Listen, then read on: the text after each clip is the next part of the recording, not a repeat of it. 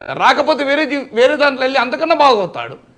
కానీ జరుగుతున్నది ఏంటి, ఇప్పుడు 5 ఏళ్ళ దాకా నోటిఫికేషన్ ప్రాసెస్ స్టార్ట్ అవుతుంది. ఇంకా ఇంకా ఆశతో ఎగ్జామ్ రాస్తూనే ఉంటారు. దీనికి ఎన్ని ఉండకూడదా? అందుకొరకు జాబ్ క్యాలెండర్ రావాలి. జాబ్ క్యాలెండర్ రావడం వల్ల నిరుద్యోగ విద్యావంతుల్లో ఒక సర్టనిటీ ఉంటుంది. ఇంకో పలానా ఇయర్లో పలానా రోజులకు ఎగ్జామ్ ఉంటుంది, ఇంకొకసారి ట్రై చేస్తా, 2 సార్లు ట్రై చేస్తా, 3 ఏళ్లలో కథం close, whether I'm eligible, whether I'm not eligible తేలిపోతుంది.